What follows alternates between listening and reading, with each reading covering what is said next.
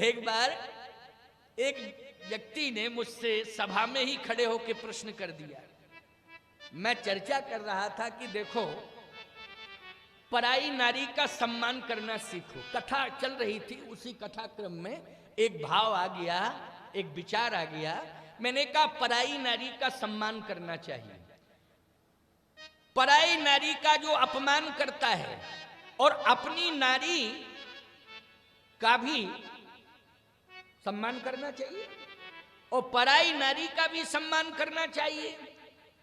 अपनी नारी से प्रेम करना चाहिए और पराई नारी को प्रणाम करना चाहिए। बोलो भैया, अपनी नारी से प्रेम करना चाहिए और पराई नारी को प्रणाम। जननी सम जानहु पर नारी, धन पराओ विषते विष भारी। पराई नारी को प्रणाम करना चाहिए, उसका सम्मान करना चाहिए, अपनी नारी से प्रेम करना चाहिए। रावण ने पराई नारी का अपमान किया, लोगों ने सिर हिला दिया कि हां किया। तो मैंने कहा कि एक संत ने दोहा लिख दिया। लोगों ने कहा महाराज सुनाओ क्या दोहा लिखा। मैंने कहा उस संत ने कहा, पर नारी पैनी छुरी, पर नारी पैनी छुरी, मत कोई लावे अंग, रावण के 10 सिर गए, पर नारी के संग। रावण के 10 सिर गए पर नारी के संग। 10 सिर वाला था रावण, एक भी सिर नहीं बचा। बोलो परिणाम ऐसा आया कि नहीं। तो एक व्यक्ति मूर्ख था, खड़ा हो गया, बोले महाराज जब रावण 10 सिर कटा सकता तो हम एक नहीं कटा सकते क्या। अरे हमने कहा बड़ा पागल है, इसको हटाओ समाज से, इसको दूर करो समाज से। बोले जब रावण 10 कटा सकता है सिर तो हम एक नहीं कटा सकते क्या।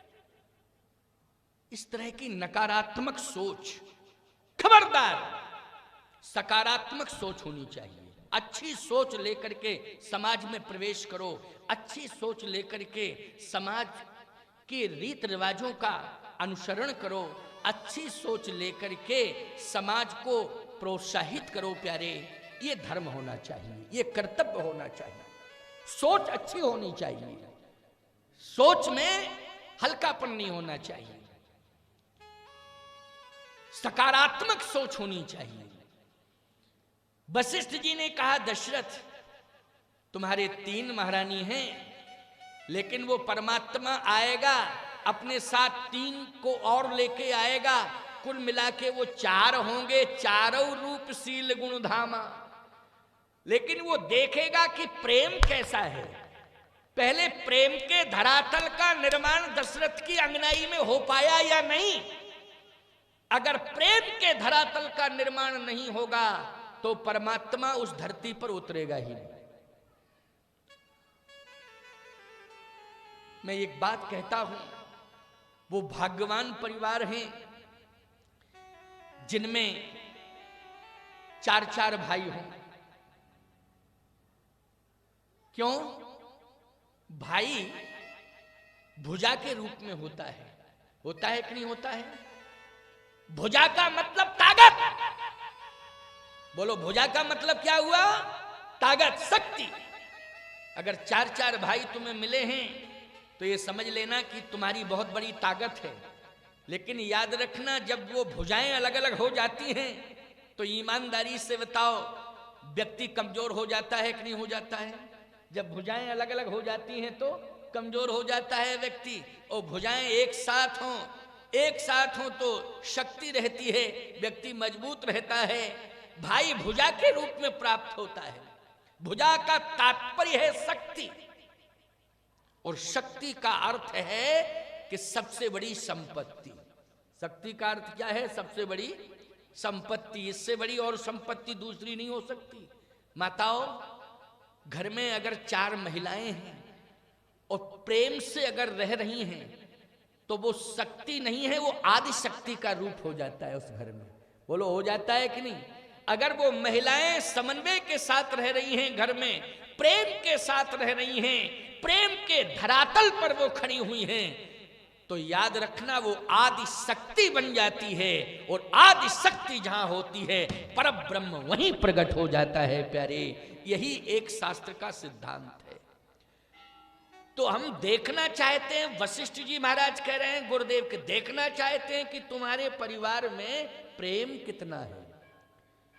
अगर 4 आएंगे और 3 महारानी हैं, तो निश्चित रूप से कि किसी ना किसी एक देवी को 2 पुत्र होंगे, मिलेंगे। क्यों भाई मिलेंगे? 2 मिलेंगे। प्रमाण ये होता ना कि 2 पुत्र जुड़वा हो गए। कहे कितने? अरे बोले बेटा 2 एक साथ हो गए, या एक बेटी एक बेटा हो गया, ये बेटे हो गए। क्यों भाई? ऐसे तमाम प्रमाण है ना कि 2 बेटे एक साथ हो जाते हैं कि नहीं हो जाते हैं, जिसको कहते हैं जुड़वा बच्चे हुए। तो किसी ना किसी भाग्यवान देवी को 2 पुत्र होंगे। अच्छा, जब 2 पुत्र होंगे तो फिर 2 रानियां और हैं, तो 2 रानियां और हैं, तो एक एक बेटा उनके हो जाएगा, तो कुल मिला के 3 के 4 हो जाएंगे। दशरथ जी ने कहा महाराज लेकिन ये 2 बेटों की प्राप्ति कौन सी भाग्यवान देवी है हमारे इस वंश में कि जिसको होगी? आप त्रिकालदर्शी हैं इसलिए मैं पूछ रहा हूं। क्या है? त्रिकालदर्शी। आपको सब कुछ मालूम है, सब जानते हैं आप, इसलिए मैं पूछ रहा हूं। कहा बस यही बात तो है, पहले मत पूछो नहीं विवाद खड़ा हो जाएगा। फालतू की बात क्यों करते हो? क्यों भाई? भाई पहले पूछो। जैसे इलेक्शन हो और हम त्रिकालदर्शी हैं और कोई उम्मीदवार आवे, पांव पड़े, कहे महाराज आप त्रिकालदर्शी हैं, सही बताओ जीतेगा कौन?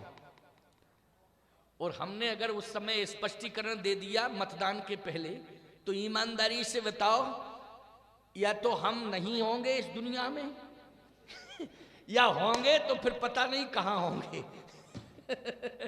है ना? इसलिए विचार करना चाहिए, पहले से पूछने की, बताने की जरूरत नहीं है। लेकिन ये सत्य है, अगर धीरज धरोगे तो धरो धीर हुई है सुत चारी, चिंता मत करो। गुरु महिमा, कितनी बड़ी महिमा है गुरुदेव की कि आज गुरुजी जैसा कह रहे हैं, अक्षरशः उसका पालन दशरथ जी कर रहे हैं। इसलिए दशरथ जी महाराज के जीवन में सफलता ही सफलता है।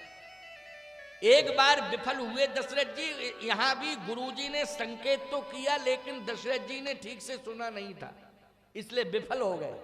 उसकी भी चर्चा में करूंगा। यहां एक एक शब्द सुना गुरुदेव का तो दशरथ जी सफल हो गए। और जिस समय गुरुदेव के वाक्य का अनसुनापन कर दिया दशरथ जी महाराज ने, उसी दिन विफल हो गए, उसी दिन विफल हो गए। इसकी भी चर्चा रामचरितमानस में है, मैं आपको सुनाऊंगा। लेकिन पहले आप ये सुनिए। धरौ धीर हुई है सुत चारी, त्रिभुवन विदित भगत भय हरि। धीरज रखो, 4 सुत होंगे, 4। ये 4 वैसे तो 4 फल हैं, अर्थ धर्म काम मोक्ष, बोलो है कि नहीं? 4 ये फल हैं। तो एक विद्वान संत ने कहा कि ये 4 फल हैं, अर्थ धर्म काम मोक्ष। महाराज दशरथ को ये 4 फल मिल गए। चलो भाई 4 फल मिल गए।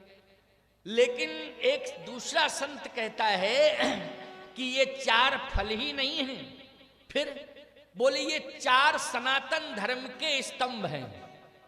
क्या है? 4 सनातन धर्म के स्तंभ हैं। अच्छा बोलो भैया, हमारा सनातन धर्म 4 पर ही तो टिका है। बोलो टिका है कि नहीं टिका है? आप कहो महाराज 4 पर टिका है। हाँ, ये बिल्कुल सत्य है।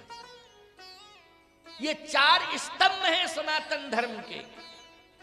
आप जानते हो भगवान राम स्वयं सत्य स्वरूप हैं। बोलो हैं कि नहीं सत्य स्वरूप? भरत जी महाराज क्या हैं? बोले विश्व भरण पोषण कर जोई, ताकर नाम भरत अस होई। राम जी कौन है? बोले जाके सुमरन तेरे पुनासा, नाम शत्रुघ्न वेद प्रकाशा। अच्छा भाई, तो शत्रुघ्न जी क्या हैं? बोले शत्रुघ्न जी महाराज तो हैं जाके सुमरन तेरे पुनासा, नाम शत्रुघ्न वेद प्रकाशा। तो लक्ष्मण जी क्या हैं? लक्षण धाम राम प्रिय सकल जगत आधार। सकल जगत आधार। आनंद की जरूरत है संसार वालों को, बोलो है कि नहीं? और कौन से आनंद की जरूरत है? वो आनंद जो आनंद सिंधु सुख राशि,